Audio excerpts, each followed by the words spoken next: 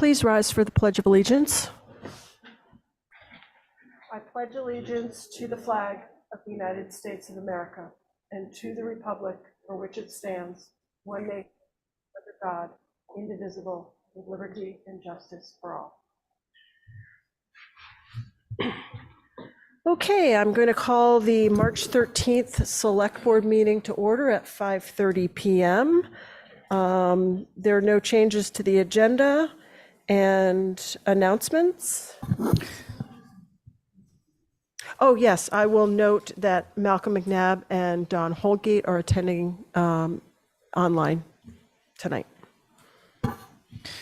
We just have two announcements. The first is that this meeting is being video and audio recorded. And secondly, we have a request for the Select Board to declare April 2 through 8 Dark Sky Week on Nantucket. And I think the Nantucket Lights representative, who is the requester, is online.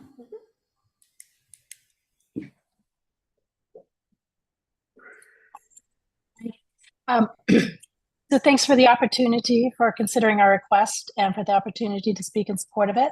I'll be brief. I'm Gail Walker, the president and founder of Nantucket Lights. I think you're all familiar with us by now, but for the record, we're an all-volunteer citizen advocacy group dedicated to reducing light pollution on Nantucket to preserve its nighttime environment and its starry nights.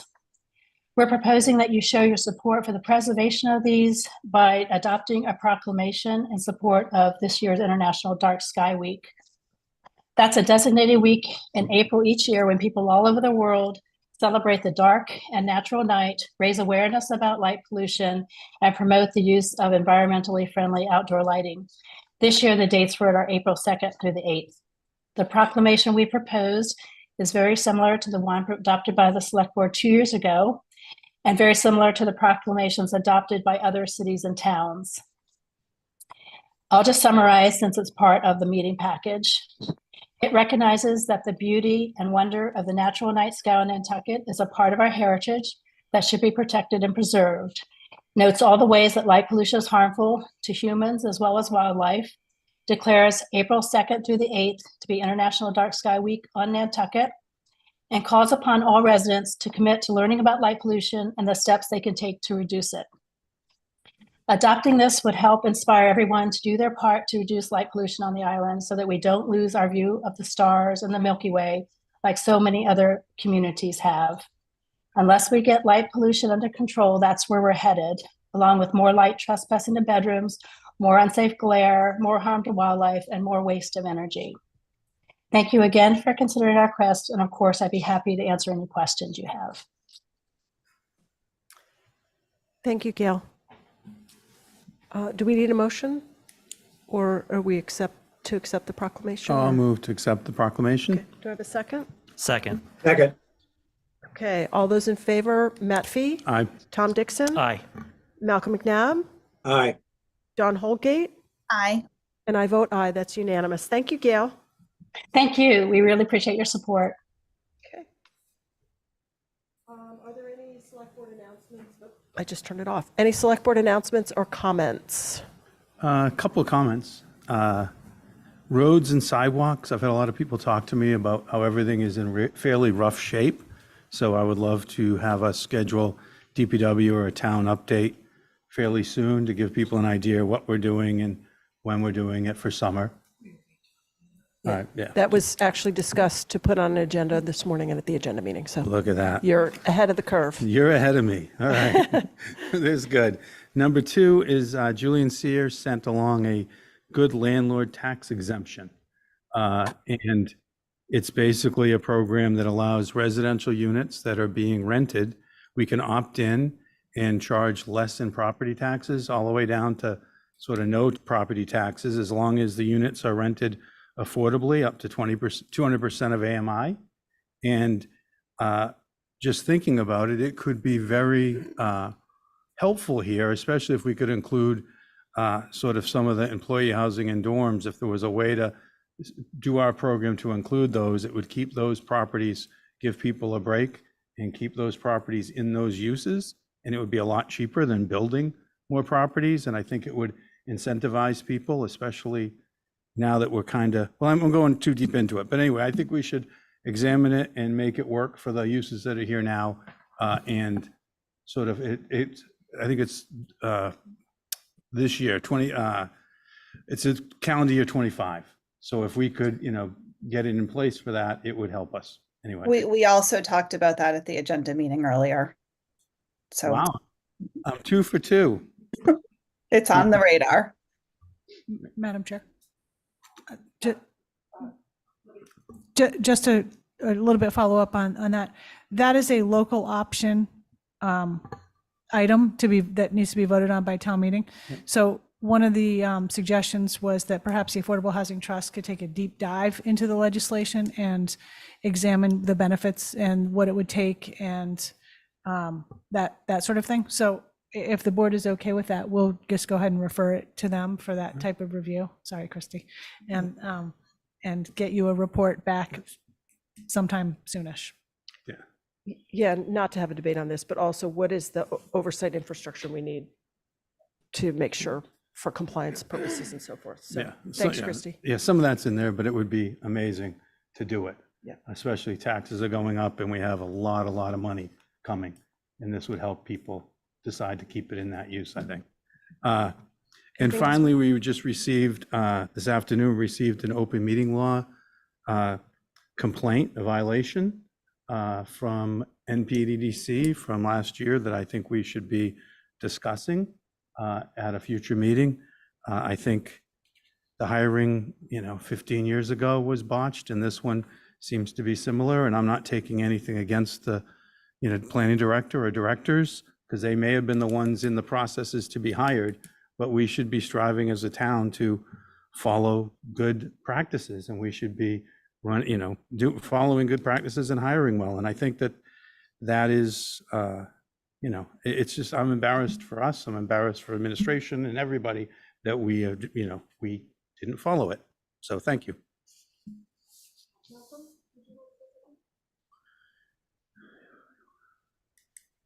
Malcolm, did you have a comment? No, thank you. Oh, I thought I saw you raise your hand. Okay. Anything? Okay. All right, great. That's it for select board announcements and comments. No follow-up from prior select board meetings. This is the time for public comment. Is there anyone who wishes to speak on items not on the agenda? And Megan Perry's hand is up. Hi, Brooke. Can you hear me okay? Yep, go ahead. Excellent. I just wanted to follow up on the open meeting law violation. The determination was issued today, and I noticed that the select board and town administration was not copied on it. But the state did side with the complaint and said that there was a violation made. So just wanted to make sure you guys were made aware of that, because I don't believe you were copied on it. That was it. Thank you so much. Okay, thanks, Megan. Okay, seeing no one else in the room or online, there is no new business. Next up is approval of minutes and warrants. Minutes for March 4th and March 6th. Move approval. Second. Okay, all those in favor, Matt Fee, Aye. Tom Dixon, Aye. Malcolm McNabb, Aye. Don Holgate, Aye. and I vote aye. That's unanimous. Okay. Yeah. Okay, that was for both. Consent items, gift acceptances. I'm going to ask Tom to. Yes, we have a recommendation from Planning Land Use Plus Department to accept the following gift, a gift of $6,000 from 156 Cliff Road Nominee Trust and 158 Cliff Road Nominee Trust for pedestrian and bike path improvements in connection with Able Way subdivision. Would entertain a motion to accept all gifts for their designated purposes and send thanks to the donors. Okay. So Tom's made that motion. A second? Okay, all those in favor, Matt Fee. Aye. Tom Dixon. Aye. Malcolm McNabb. Aye. Don Holgate. Aye. And I vote aye. That's unanimous. Okay. Next up is a housing office request for a new letter of support for the Affordable Homes Act. Christy, do you want to present? Thank you. Is this one on? Okay. So the local option for housing affordability, or the LOHA Coalition, has put together a municipal sign-on letter that's circulating across the state in support of the Affordable Homes Act. So while you guys previously supported a letter that we submitted in January, this is a second letter in collaborations with different municipalities across the state. And I'm asking that you authorize for Don to approve and sign this letter. So just for clarification, this is a revised version of the one we sent to the Joint Housing Committee. It's now moving its way through the committee processes, and this is the next step along the way, and we're sending the letter of support again, right? Correct. Okay, all right, great. Any questions from the board? Okay, good. Move approval? Second. Okay, all those in favor, Matt Fee, Aye. Tom Dixon, Aye. Malcolm McNabb, Aye. Don Holgate, Aye. and I vote aye, so that's unanimous. Thank you. Okay, town manager's report. Thank you. So we are requesting that the board formally adopt a flag policy. This is something that came up several months ago with a number of municipalities, and it was recommended by legal counsel, probably for most of them, that if they don't have a written flag policy in place, that they consider adopting one, so that it's very clear what flags can be flown on. This is just town flagpoles, specifically on town property, not private.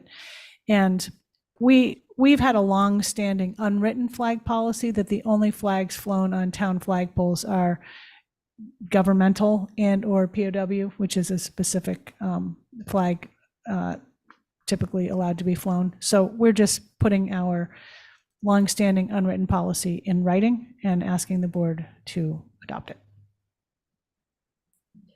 Any questions or comments from the board? Madam Chair, I would just quickly say that in our packet is a memo from KP Law that covers the court case where this came out of. And if anybody's interested, that kind of would answer all questions. Okay, great. Is there a motion? Motion to So approve. moved. Malcolm, I'll take that as a second. You were right on time with Tom there. And all those in favor, Matt Fee, Aye. Tom Dixon, Aye. Malcolm McNabb, Aye. Don Holgate, Aye. and I vote aye. So that's unanimous. We now have a official flag policy. Select board reports and comment. We are to review and vote on the revised language of House Bill 4077, which is a land conveyance that was a home rule petition that has now been reviewed by council at the State House. And as typically happens with these, to conform with their legal requirements. And so this is a formal approval of those changes, right, Erica? Okay, great. Any questions from the board? Madam Chair. Yeah. Very standard edits from House Counsel. Motion to approve. Second? Okay, all those in favor, Matt Fee, Aye. Tom Dixon, Aye. Malcolm McNabb, Aye. Don Holgate, Aye. and I vote aye. Most of the changes were, or almost all the changes were just being more specific about the use of the parcel so that they know what status it's in. Okay. I'm afraid we are loping toward the shortest meeting ever. How about lots of long committee reports from the board members? Anything going on? Madam Chair, I know I'm not a board member, but I just wanted to mention that tomorrow at 4 o'clock, there is a joint select board planning board meeting to review the motions of the warrant articles by those two groups. And the board will start developing its comments on warrant articles at your meeting next week and the following week. And then we need to get the warrant put to bed and sent off to the printer and mailing. So is the goal tomorrow to ask questions and see why they recommended what they recommended? Exactly. Okay. Yep. So that'll be good. And also that there is a meeting in the morning of the planning board to review the short-term rental articles. So in case anyone has any interest, the planning board is going to take a second look at the zoning article related to short-term rentals, correct? Was it Yeah, it's the short-term, was there another one? Exclusionary? And the exclusionary, and the inclusionary zoning for affordable Inclusionary, housing. yeah. Thank you for that. Those are the two, because more information has come forward through the revision of our article and so forth. The planning board decided to take another pass at both of those tomorrow morning at 9 a.m. And that agenda's online and you can attend. We're in executive session tomorrow, correct? Correct. Yeah. Yeah, And we're 9 o'clock we are. downtown. Okay. Yep. Okay, Yep. great. I will report that the Solid Waste Planning Committee continues to work toward the development of the request for proposals and the ultimate waste operation agreement. A lot of work going on there still in the background, so more to come on that. And Coastal Resiliency met yesterday. We had a member of the public who came and shared some concerns about sort of the process and the time we met and issues like that. But in the end, I think was thanked me tonight when I was fixing bread at the Stop and Shop. And I think that we've sort of explained that we're not trying to dictate or take things from people. We're trying to address the issues that the island is going to be facing and find a way that we can afford it and not put it all in the tax base and bankrupt everybody or ignore it and be sunk. So I think it shows me, how do I say it? It just shows that until it impacts people or until they think it's going to impact them or until it's done, as much as we try to get the word out, and Coastal Resiliency has been one of the best of any of the groups I've worked on it at Facebook and, all sorts of different ways of doing things and tracking it. And we've got Doug Rose who tracks it and tells us, how many clicks have gone and who they've sent it to. And it's slowly seeping into people's consciousness. So I just think I look at it partly as an object lesson for how you have to run these planning. And I think of, when the DPW, when Rob invited all the stakeholders from downtown and actually people were giving easements and parts of land for free so that we could have better sidewalks. We need to be doing more of that engagement and face-to-face and sort of like we did with the comp plan. And I think that's, and I've just been around long enough to see where it works and where it doesn't. And I think CRAC is trying, but we all still have a ways to go. And then there was a bunch of other stuff, but that was the sort of the main part. If I may add an editorial comment, sometimes we miss on outreach. And I also want to encourage everyone listening to take an active role in seeking information about the parts of decision-making in town government that will impact you. And make a plug again, and I do this frequently, for the agendas page on the town website. You can do a search for the ones that matter to you and get email notifications of when agendas are posted, et cetera. And so that proactive engagement from the community ahead of things also helps in terms of people not feeling blindsided by a process that's actually been really deliberate and underway for an extended period of time, but it doesn't come front of mind until sort of the end of the line. And I think finding the balance between the effort we can make as a government to do the outreach and also remind folks that of their personal responsibility for staying engaged and seeking information in balance. Libby? I just want to follow up on two things. First of all, Matt, was the Coastal Resiliency Advisory Committee meeting, that was about coastal resiliency districts and betterments? Yes. Was that okay? Yes. Because I think there was a little bit of email exchange about that Yep. Earlier, and it was advisory, it's being explored and that sort of thing. Also about public outreach, at your meeting next week, the 20th, we do have we've been trying to reserve some time on that agenda for an update of the Island Home Project, which will be located at the Sherburne Commons site. We had an abutter meeting yesterday. We will be having more of those. And we got some good feedback yesterday, but next week it'll be for the board, very public. So hopefully people will tune into that. But sometimes it's hard. Like I'm in the belly of the beast and I didn't know that tomorrow short-term rentals are being discussed at 9. And even though I do know, I can't go. Yeah. So it, I think that there's, it's difficult. There's so much going on. And there's a quote, I'm going to steal a quote from someone on the vineyard. And he says they're being sort of buried or swamped under money. And I believe that that's what's happened to us too. We can't keep up. And I think that's the reality. The expectations are so high, and the amount that we have to do just to keep up with everything that's going on here, the building and the and just the crowds and the summer. It's just so much that and the difficulty of hiring. I just don't we're being drowned, and I think that's I don't know how we take a deep breath and get control of that, but it's not getting easier. So anyway. We are making headway, though, with our communications division, and they are really working hard at getting outreach out. And like you said, Matt, it's very true. People, unfortunately, sometimes don't pay attention to something until they realize it's going to impact them personally and directly, and then they have never heard about it before. Okay. Any other committee reports from Don or Malcolm? No. Okay, great. I guess motion to adjourn. So moved. Second. Matt Fee, Aye. Tom Dixon, Aye. Malcolm McNabb, Aye. Don Holgate. Aye, thank And I you. vote aye. All right.